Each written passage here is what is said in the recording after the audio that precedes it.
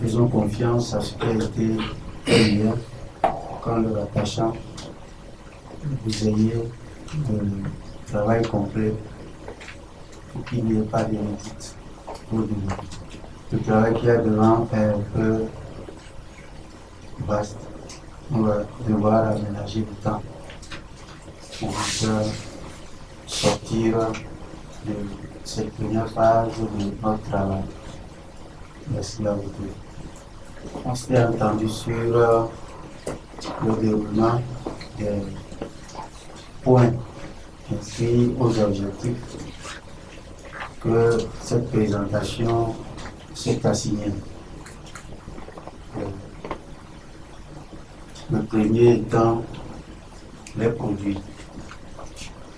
Nous les avons résumés au CAISU, dont nous commençons par présenter à partir des schémas. Nous allons énumérer les schémas au fur et à mesure que le travail se développera, de sorte que ce que nous aurons à dire soit coordonné à chaque fois à un schéma, de sorte que ça puisse devenir des modules faciles à intégrer ou des lots faciles à distribuer pour les fins que nous connaissons, parce que le troisième point de nos objectifs, c'est de faire en sorte que les prestataires du domaine de communication marketing puissent trouver le recueil par lequel ils vont monter leur communication et marketing. Et donc, sur ce premier schéma, nous avons fait le travail sur le CAISU. Et à l'introduction du schéma hier, on s'est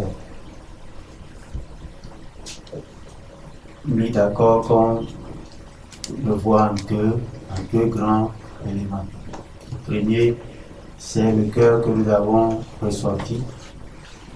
Nous voyons le CAISU ici. Et qu'on dise qu'il est contenu, il en fait trois choses essentielles.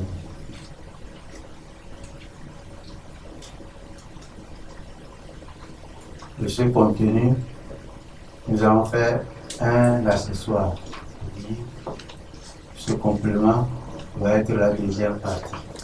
C'est ce qu'on s'était dit hier et ce que nous pouvons ajouter aujourd'hui. C'est que les schémas sont faits pour qu'on puisse orienter la présentation. Ce qui fait qu'on n'a pas d'espace ici pour faire de la littérature. Et on a gardé les sigles tels quels, de sorte qu'en présentant, on passe de carreau à carreau pour ressortir ce qu'on peut retenir de l'ensemble du produit que le schéma présente. Donc, vous voyez que c'est tout le CAISU, tous les produits étant résumés au CAISU, comme on l'a dit précédemment. C'est tout le CAISU qui est schématisé comme cela. Et pour ne pas répéter ce que nous avons dit hier, on se dit, après avoir découvert le contenu, les 6 activités génératrices de revenus qui se font par les actions ou les fonctions ou les activités qui sont au nombre de 4, mais résumées en 2 ici, achat et vente. Les fonctions, je les rappelle, ils sont au nombre de 4. Elles sont au nombre de 4. Il y a l'achat qui passe par la transformation ou la production avant d'atteindre la vente en termes de fonction du marché, selon notre découpage ou nos analyses, nos recherches ou notre développement nous-mêmes. Donc, on retient encore que l'AVR achat-vente réciproque, c'est un condensé des 4 fonctions du marché. Donc, achat, transformation, achat, production, transformation et vente. Ce qui fait que l'instrument progresse vers la mise à disposition d'un produit qui renferme les fonctions du marché. Donc, le TE, lui, nous avons compris que c'est la fin destinée aux fonctions. Il faut qu'elles s'équilibrent, les fonctions équilibrent les flux ou les données pour dégager ce que nous appelons le revenu à toute personne qui dispose de son KSU. Pour faire la chose dans l'ordre aujourd'hui, la deuxième partie qui est accessoire à ce que nous avons appelé le moteur du KSU, nous allons le prendre de gauche vers la droite, mais de gauche plutôt vers la droite. D'ici, nous voyons que c'est une sorte de définition des choses en entrée, et ici, la définition des choses en sortie.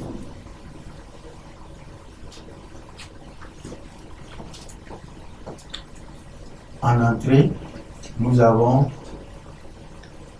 quelque chose que nous désignons fonds de roulement. Et en sortie, nous le voyons ici, qui est fonds de commerce. En bas, nous avons l'approvisionnement de biens, produits et services qui serait en face de la description du travail fait par le TE. Maintenant, nous allons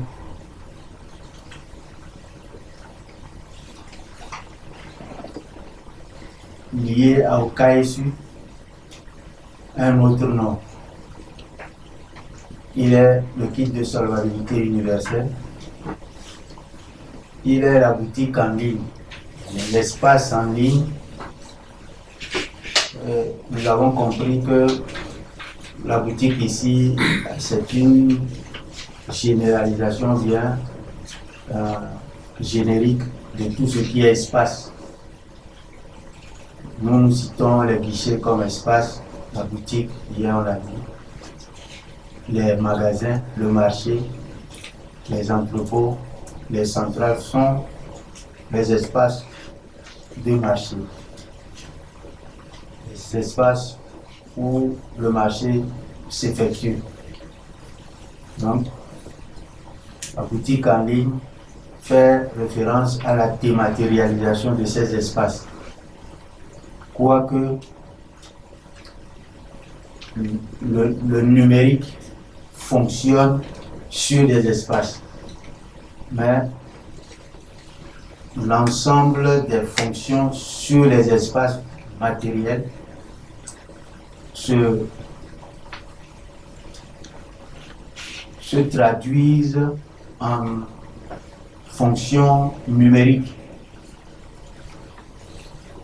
ce qui donne toutes les traçabilités, toutes les potentialités de traçabilité que l'espace matériel ne peut offrir aux acteurs du marché. La traçabilité, vous comprenez que c'est de l'information que je parle comme ça. Or, il n'y a pas de qualité au marché si l'information n'est pas bien servie. Donc, deuxième nom du KSU, boutique en ligne. Et un nom, un dernier, le fondamental qu'on tire de ce schéma, c'est le fonds de commerce. Nous voulons expliquer un peu ça. Le fonds de commerce, c'est 4 choses essentiellement. à distinguer de fonds de roulement. Pour nous ici, nous devons comprendre qu'en voulant présenter le produit ou bien faire connaître le produit, pour que le langage, le lexique que nous prononçons en tant que pionniers revête, ce lexique-là revête d'une obligation de restituer ce que nous avons sous la main. Donc, obligation à l'autre aussi de se débrouiller pour comprendre ce que nous avons pour ne pas faire d'amalgame. Parce que très vite, notre activité est aux frontières de, disons, des activités qui ne sont pas libres d'exercice, telles que les activités financières en général par rapport aux activités non financières. Il y a aussi les activités monétaires et tout ça c'est très sensible en matière d'action économique. C'est ce pourquoi nous sommes obligés de nous créer un lexique de sorte que quoi qu'on soit frontalier, très très frontalier et proche de ces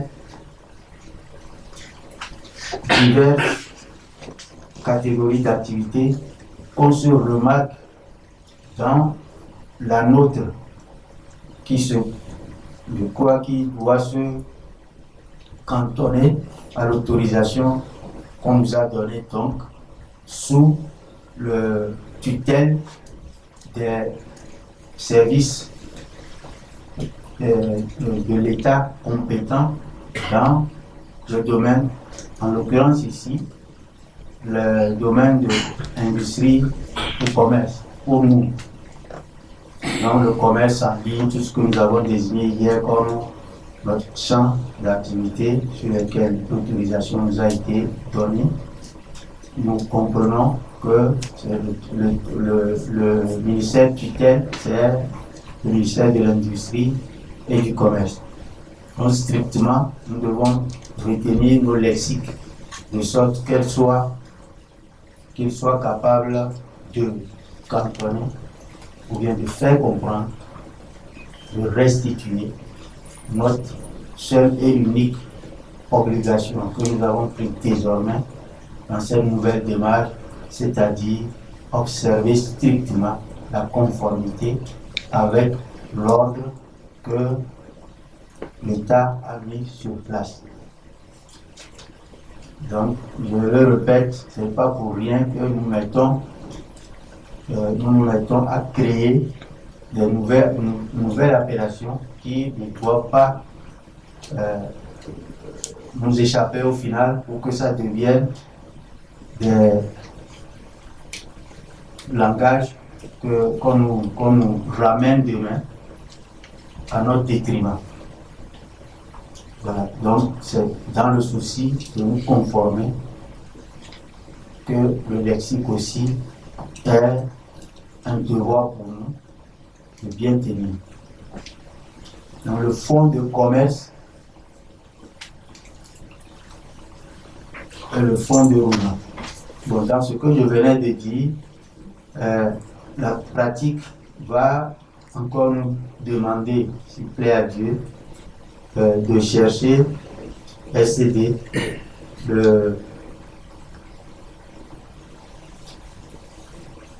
les règles de gestion ici, ça, le premier document, ou bien dans le mémo qu'on a envoyé à l'autorité, les articles qui fondent notre respect, n'est-ce pas, à la cohabitation, ou bien à ce que je venais de dire, le lien, un peu la frontière entre ce que nous faisons et les activités très très réglementées que sont celles monétaires et financières. Voilà, on arrivera, quand on va arriver, vous allez nous chercher quoi que c'est à la page 11 ici. Bien, donc, le fonds de commerce, c'est 4 choses essentiellement. Même si c'est de l'argent que cela devait être pour nous, nous appelons bien produits et services dématérialisés, tout ce qui est argent. Pour ne pas dire monnaie, etc. Tout ce qui est argent, c'est un bien qui a été vendu et est transformé en des papiers, voilà, en de la monnaie. Pour nous, c'est ce bien qui a été dématérialisé. Si on veut réobtenir ces biens avec cet argent, on les obtiendra pour peu qu'on aille sur le marché pour désigner le bien ou le service qu'on veut en échange. Donc, bien produit et services dématérialisés, c'est une manière de dire que nous comprenons fondamentalement que le dernier élément, en fait, c'est le bien, le produit et le service. Et l'argent est le symbole par lequel il peut se réserver, c'est-à-dire le bien peut se réserver à être consommé plus tard. Voilà. Donc, que ce soit le bien dématérialisé ou bien le bien physique, c'est lui qui peut-être au départ est un fonds de roulement qui doit constituer pour tout acteur économique le fonds de commerce. Le fonds de commerce, nous disons l'espace dans lequel le commerce se fait, les matériels qui sont utilisés dans cet espace, les outils qui sont utilisés pour ce commerce et les ressources humaines, les hommes qui travaillent pour réaliser ce commerce. Ces 4 éléments fondamentalement représentent le fonds de commerce. C'est-à-dire ils sont figés pour que le fonds de roulement il circule et dégage des valeurs ajoutées. Je prends l'exemple, quand j'ai 1 million de francs et je dis je vais faire une activité commerciale, donc achat et revente de marchandises. Je dois chercher l'espace. Dans le million, je vais aller louer un petit espace et je dois mettre le matériel qui convient à la vente de mon produit ou de mes produits, ça dépend. Une fois que j'ai mis les espaces, il y a des outils, comme aujourd'hui on est en numérique, tout ce qui est informatique, tout ce qui ne peut pas être matérialisé n'est pas un matériel, nous l'appelons outil, aussi longtemps que ça sert à faire l'activité.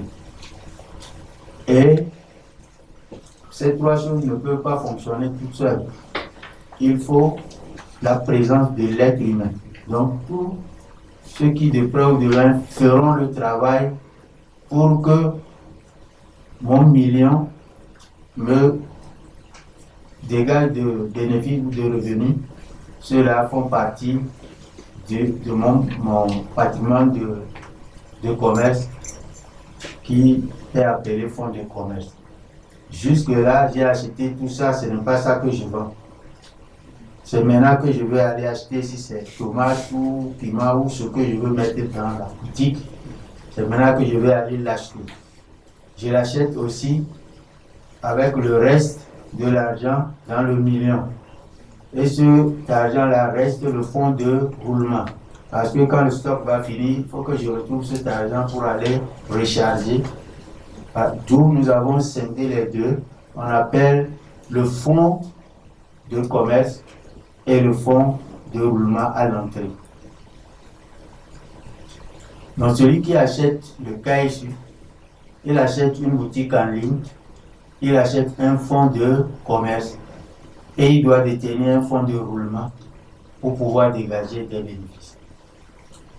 Ici, au lieu de dire qu'on achète, comme c'est virtuel, vous avez compris hier que nous avons seulement à prononcer ce mot achat pour le langage commun du public. Sinon, on achète une licence d'exploitation du logiciel MCNP qui concède à celui qui l'a de disposer de l'espace qui s'appelle le KSU, la boutique en ligne donc. Et donc un fonds de commerce, on ne va plus lui demander l'espace obligatoire, le matériel obligatoire, les outils et la ressource humaine. Il a payé tout ça dans le frais de licence.